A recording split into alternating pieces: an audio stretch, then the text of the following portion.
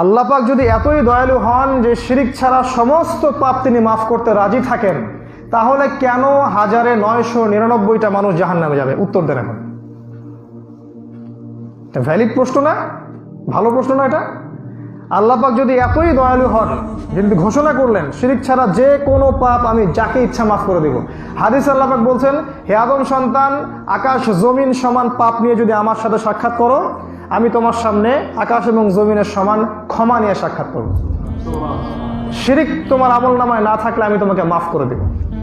তোমার আমল নামায় শিরিক না থাকলে আমি তোমাকে মাফ করে দেব ইনশাআল্লাহ। যে ব্যক্তি হৃদয় থেকে তাওহীদের স্বীকৃতি দিবে, লা ইলাহা ইল্লাল্লাহ, ইনশাআল্লাহ তাআলা একদিন না একদিন সে জান্নাতে যাবে। তাই যদি হয়, তাহলে কেন 999টা মানুষ জাহান্নামে যাবে? উত্তর বলেন, কি হবে? কে বলতে পারবেন? বুঝতে পারেন নাই? উত্তর হচ্ছে এই, নিঃসন্দেহে ওই 999 জন মানুষের আমল নামায় একটা পাপ থাকবে, কমন পাপ। সে পাপটা কি?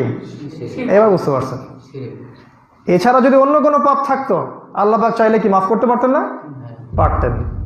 তার মানে বোঝা যাচ্ছে তাদের আমল নামায় মূল কোন পাপটা থাকবে? শিরক।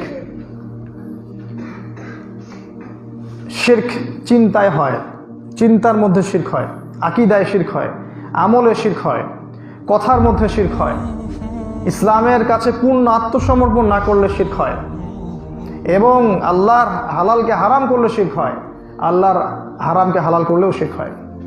শিরক ব্যক্তি পর্যায়ে হয়, পরিবারে শিরক হয়, মসজিদের ভিতরেও শিরক হয়, মানুষকে দেখানোর জন্য নামাজ পড়লে এখানেও শিরক হয়, মাজারে শিরক হয়, নজর মান্যতে শিরক হয়, দোয়ার ক্ষেত্রে শিরক হতে পারে, তাবিজ কবতে শিরক হতে পারে, জাদু টোনায় শিরক হতে পারে।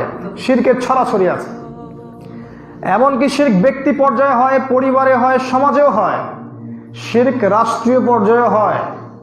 কারণ পরিবারের লোকজন আল্লাহর হালালকে হারাম করে না, আর আল্লাহর হারামকে হালাল করে নেয় না। রাষ্ট্র থেকে আল্লাহর হালালকে হারাম করে দেয়া হয় এবং আল্লাহ পাকের হারামকে হালাল করে দেয়া হয়।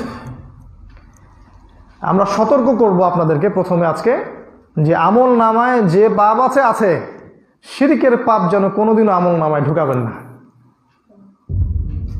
শিরকের পাপ থেকে তওবা না করে কেউ যদি মারা যায়, কোরআন এবং হাদিসের শক্ত দলিল যে সে ব্যক্তির জাহান্নামে যাওয়ার সম্ভাবনা 99%।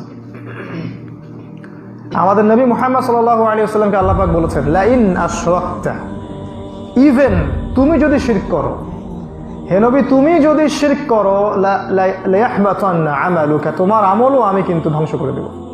সেখানে আমি আপনি কোনো সাবজেক্ট নাকি? আজকে আমি একটা শিরকের কথা খালি বলছি। যদি আপনি কোরআন এবং সুন্নাহকে সমস্ত সমাধানের উৎস বলে মেনে না নিতে পারেন, তাহলে আপনি শিরকের মধ্যে আছেন। আমার কথা কি বুঝতে পারছেন?